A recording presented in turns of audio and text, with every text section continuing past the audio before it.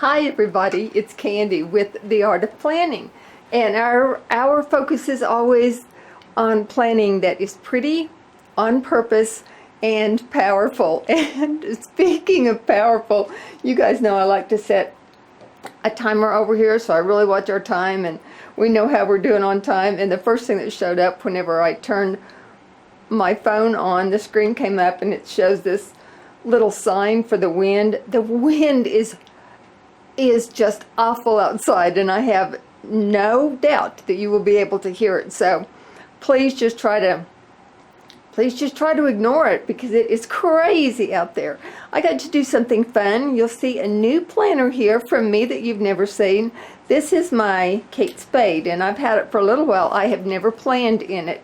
It's kind of a, well, it's a baby planner for me. I've never worked in one this size. It's gorgeous. February, it's going to be something that I play with a little bit. And it's going to take me a little bit of getting used to, and for the obvious reasons. Normally when I show you a spread that I've worked on, it's usually the Erin Condren, which is considerably larger.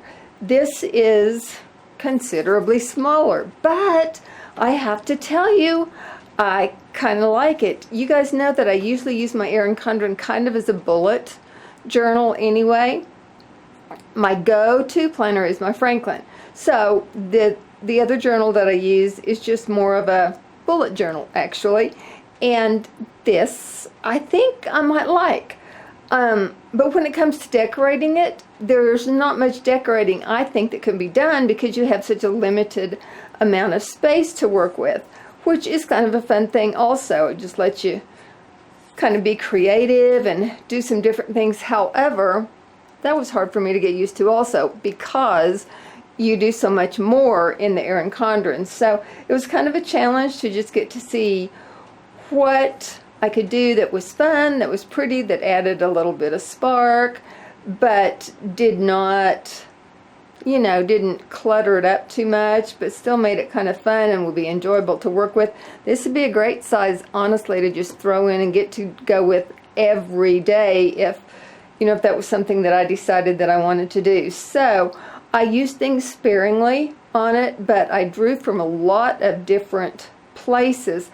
I will get into a groove, I'm sure, just like I did with Erin Condren. It took me a while, but I'll get into a groove with this, and I really do like the size. I didn't think I'd like a smaller size, but I really do like the size. So I did play with it yesterday, and again, it took me a while, but just to figure out what I wanted to do, how I wanted to do it, what I wanted to add, you know, how full I wanted it to be, all that sort of thing. So it's laid out differently also, but that was part of the fun of it. So I'll just real quickly go through what I used. And again, there were a lot of sources, and I will post a picture on Instagram, and I will post the sources that I used on the Instagram photo also, because there were a lot of different things. The header for February, I don't know, leave me comments, guys, because I don't know, do you get this to lay flat? I don't want to break the spine of it, but I'm not sure. It's not going to lay flat for this. I don't know if it just does it over time or what. Again, first time I've used it, but the February that I put at the top, and then these little tags that are black and gold, those come from the cloth and paper subscription service that I get monthly. I don't break into that very often, but I need to. They're just usually so pretty. This stuff is so incredibly gorgeous. I don't use it very much. Isn't that stupid? But those are for my cloth and paper subscription service. Now, I use several different kinds of washi on this. The wide washi, I thought I could only use it a couple of places, or it'll take up way too much space. So on the wide, I used a black and white stripe, and then I used only at the bottom down here this lighter pink dotted washi, and then I used in a couple of places a darker pink dotted washi. I didn't get all my washi in here, of course. And then I used the gold metallic washi in a few places. I really love that. And then I also used this gold lace washi.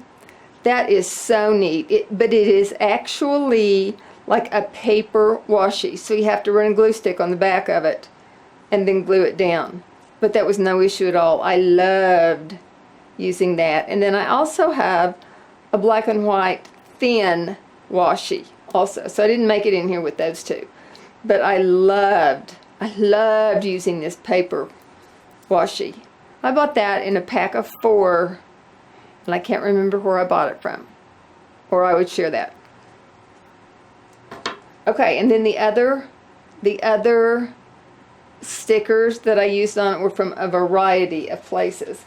And I'm actually going to show you those in a haul that will probably be up this week. I used a couple of little items from Illustrated Faith.